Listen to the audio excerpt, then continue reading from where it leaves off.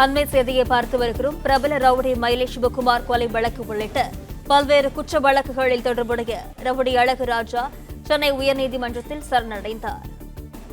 பிரபல ரவுடி மயிலை சிவகுமார் கொலை வழக்கு உள்ளிட்ட பல்வேறு குற்ற வழக்குகளில் தொடர்புடைய ரவுடி அழகுராஜா சென்னை உயர்நீதிமன்றத்தில் சரணடைந்தார். அண்மை செய்தியை பார்க்கிறோம். விவரங்களுடன் செய்தியாளர் கதிரவன் இணைப்பில் இருக்கிறார். வணக்கம் கதிரவன், விவரங்கள் என்ன பதிவு செய்யலாம்? சென்னையின் பிரபல ரவுடியாக இருந்த மயிலாப்பூர் சிவகுமார் கொலை வழக்கில் முக்கிய ரவுடாக இருக்கக்கூடிய ரவுடி அழகுராஜாவை போலீசார் தேடி வந்த நிலையில தற்போது நீதிமன்றத்தில் சரணடைந்திருக்கிறார்.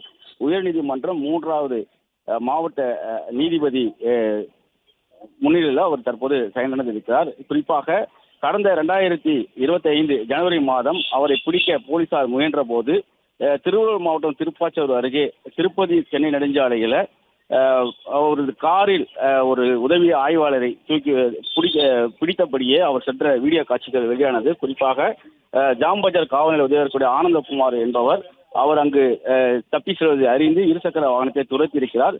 பின்பு அவரை பிடிக்க முயன்ற போது காரில் தொங்கியபடி அவர் சென்ற போதும் காரை நிறுத்தமாக வேகமாக சென்றிருக்கிறார். தொங்கியபடியே சென்ற அவர் கீழே விழுந்திருக்கிறார். நிலத்தவாடி கீழே வந்த அவர் காயங்களோடு மருத்துவமனை அடைக்கப்பட்டார். தொடர்ச்சியாக தனிப்படைகள் அமைக்கப்பட்டு அழகுராஜாவை தேடி வந்த நிலையில்தான் தற்போது சென்னை உயர்நீதிமன்றத்தில் அவர் சரணடைந்திருக்கிறார்.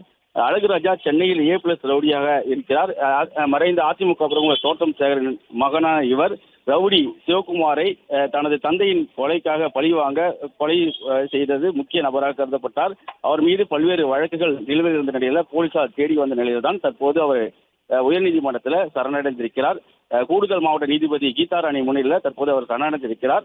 அவரை 5 மாதமாக போலீசார் தேடி வந்த நிலையில் போலீசாருக்கு டிமிட்டி கொடுத்த அவர் தற்போது நீதிமன்றத்தில் சரணடைந்திருப்பது குறிப்பிடத்தக்கது. அவரை காவலில் எடுத்து விசாரிக்கவும் போலீசார் திட்டமிட்டிருப்பதாக தகவல் தெரிவிக்கப்பட்டிருக்கிறது.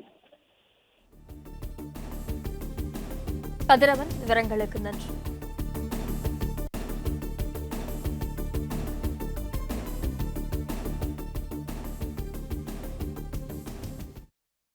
பிளே ஸ்டோர் மற்றும் ஆப் ஸ்டோரில் இருந்து பாலிமர் செயலியை QR கோடு மூலம் பதிவிறக்கம் செய்யுங்கள். செய்திகளை உடனுக்குடன் பெறுங்கள்.